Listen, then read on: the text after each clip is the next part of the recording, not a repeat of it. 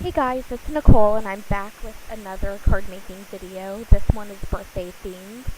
And again, I'm doing some of my own background creation using distress inks and a stencil.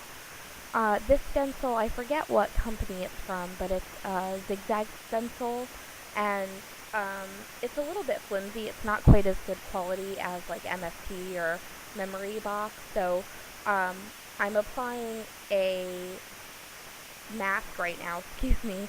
I was distracted by the baby. Um, I'm applying a mask right now in the background that's going to serve as where I put my sentiment.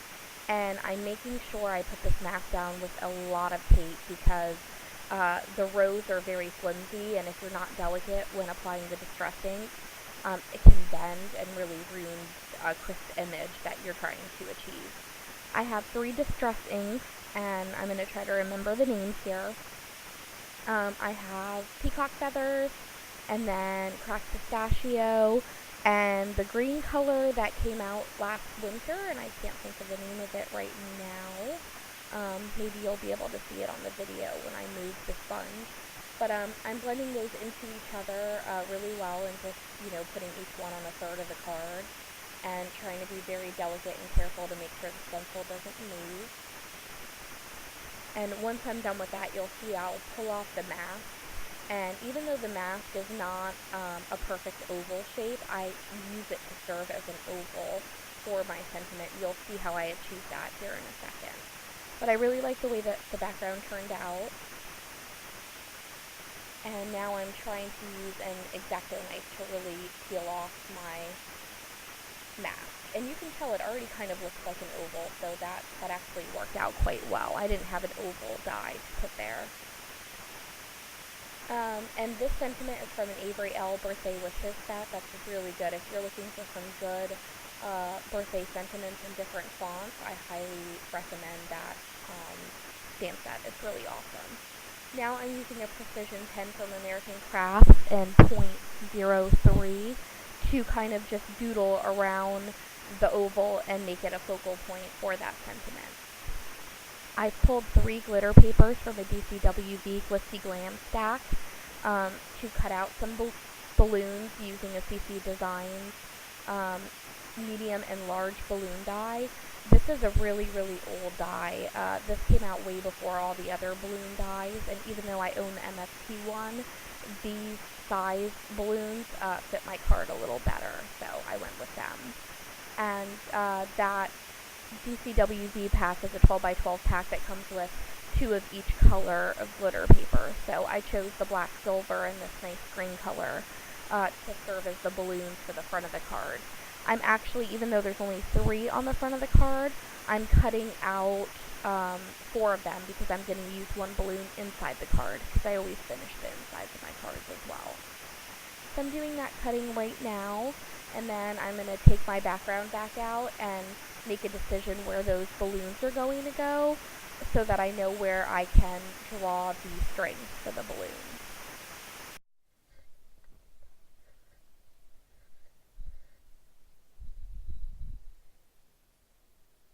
Now I'm just drawing in, using the precision pen from American Crafts in .03, some strings on the balloons and just any pattern that came to mind.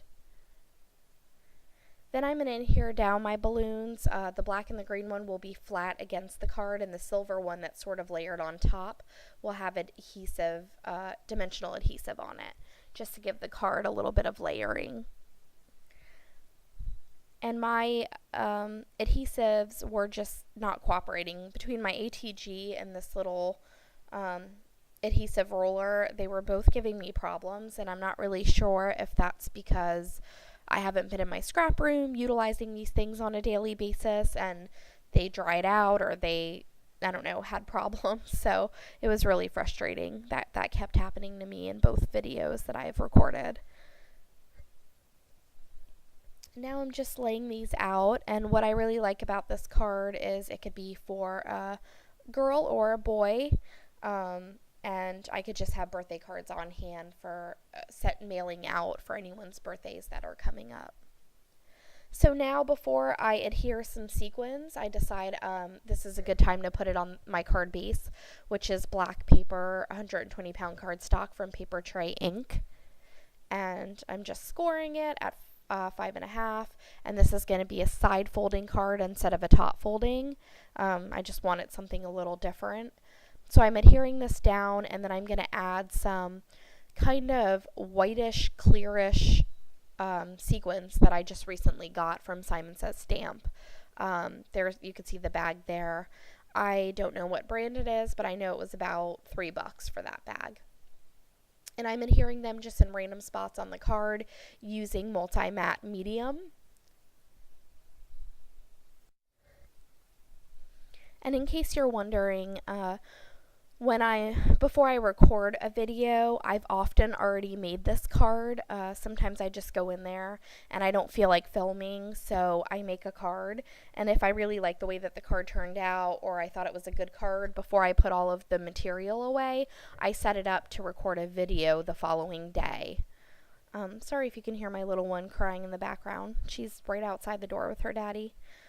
But that's just the way that I do it. Sometimes I'll just make the card on video, but for right now it just works better for me since I haven't scrapbooked in months.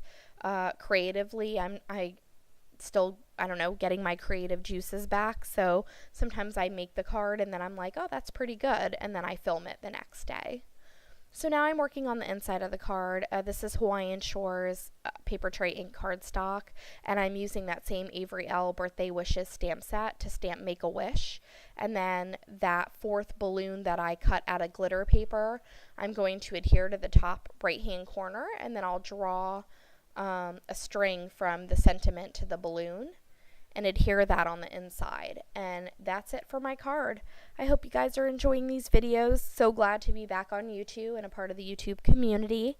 And enjoy the photos at the end. Talk to you soon. Bye.